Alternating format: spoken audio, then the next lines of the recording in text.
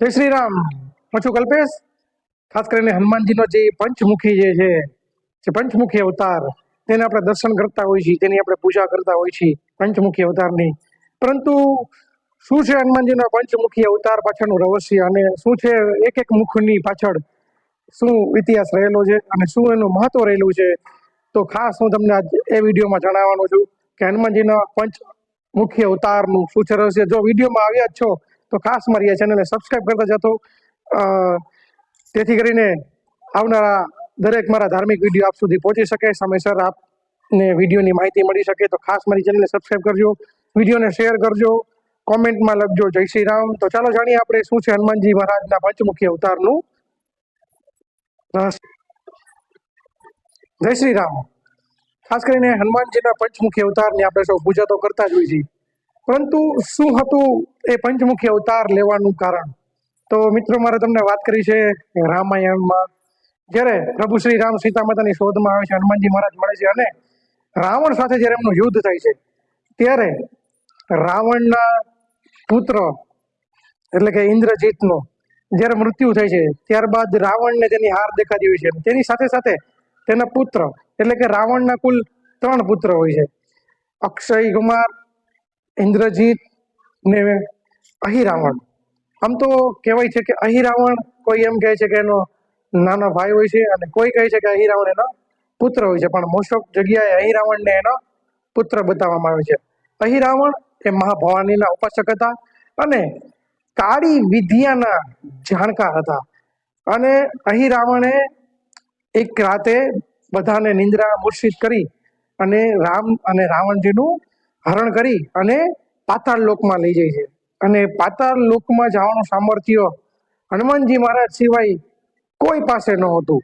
અને પાતાળ લોકમાં ગયા પછી જ્યારે શ્રી રામની શોધ કરે છે અને તો પણ એ અહિરાવણને હરાવી નથી શકતા, ત્યારે એને નિંદ્રામાં જે રામ અને લક્ષ્મણજીને જે લઈ ગયા હતા, ત્યારે હનુમાનજી મહારાજ વિચારે છે કે હવે હું મારા શ્રી રામ અને લક્ષ્મણજીને કેમ છોડાવું. અને જ્યારે આંખો બંધ કરીને જ્યારે સમગ્ર ચિંતન કરે છે, ત્યારે એમને ખ્યાલ આવે છે કે શ્રી રામજી અને હનુમાનજીનું હરણ કરનાર અહિરાવણનું મૃત્યુ એ રીતે થશે કે એને 4 અને ટોટલ 5 દિશાઓમાં ઉત્તર, દક્ષિણ, પૂર્વ, પશ્ચિમ અને ઉપરની સાઈડ એટલે કે આકાશ તરફ 5 ભવાનીના નામથી દીવા મૂકેલા હોય છે.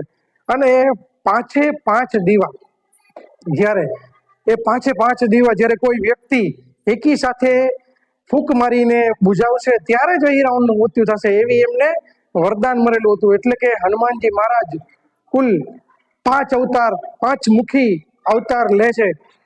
કહેવાય છે કે તેના પૂર્વ તરફ એટલે કે પૂર્વ મુખ તરફ એમને વાનરનું મુખ હોય છે.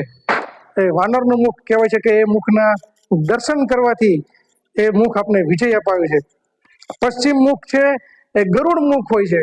એટલે કે ગરુડ મુખ મુખના કહેવાય છે કે દર્શન કરવાથી જીવનમાં આવતા અવરોધ, મુશ્કેલી, પરેશાનીઓ આપણી દૂર થાય છે. ઉત્તર તરફ એનું વરા મુખ હોય છે. આ મુખ કહેવાય છે કે આ મુખના દર્શન કરવાથી આપણે લાંબુ આયુષ્ય અને દીર્ઘાયુ મળે છે અને આપણું તંદુરસ્તી શરીરની જે છે એ સારી રહે છે. અને દક્ષિણ તરફ છે નૃસિંહ મુખ છે. એ મુખના દર્શન કરવાથી આપણે તણાવમાંથી મુક્તિ મળે છે અને આપણી હિંમતમાં પણ વધારો થાય છે. અને ઉપર જે છે એ અશ્વમુખ હનુમાનજીનું જે છે એ પ્રકટ થયેલું છે. અને કહેવાય છે કે એ અશ્વમુખ જે છે એ આપણી તમામ ઈચ્છાઓ પૂરી કરે છે. આમ હનુમાનજીના આ 5 મુખ એ જ્યારે હનુમાનજીએ પોતાનો પંચમુખી અવતાર ધારણ કરે છે અને એકી સાથે ફૂંક મારીને એ 5 દીવાઓને બુજાવી દે છે, ઓલવી નાખે છે. અને ત્યારબાદ અહિરાવણનું મોત થાય છે. અને અહિરાવણને મારીને શ્રી રામને, લક્ષ્મણને છોડાવીને ફરીથી એ લંકામાં લાવે છે પાતાળ લોકમાંથી. એટલે કે મિત્રો, આ છે હનુમાનજીના પંચમુખી અવતારની વાત.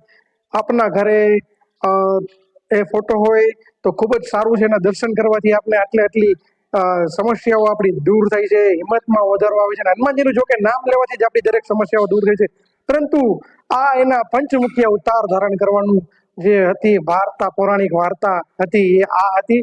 તો આપની આસપાસ પણ કોઈ બી હનુમાનજીનું મંદિર હોય ત્યાં દર્શન કરવા જજો. આપના ઘરે ખાસ પંચમુખી અવતારનો ફોટો જરૂર રાખો, જેથી કરીને આપની હિંમતમાં વધારો થાય, આપના મુશ્કેલીઓ દૂર થાય, આપની ઈચ્છાઓ પૂરી થાય, એવી આ પંચમુખી અવતારની હનુમાનજીની વાત હતી.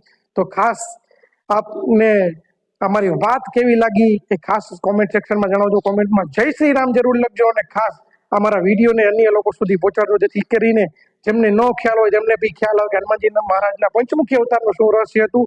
અને ખાસ પરિય ચેનલને સબસ્ક્રાઈબ કરજો. તો મળીશું બસ આવા નવા વિડીયોએ. ત્યાં સુધી કલ્પેશ, બજરંગી તેમજ રુદ્ર ગમારાના આપ સૌને જય શ્રી રામ.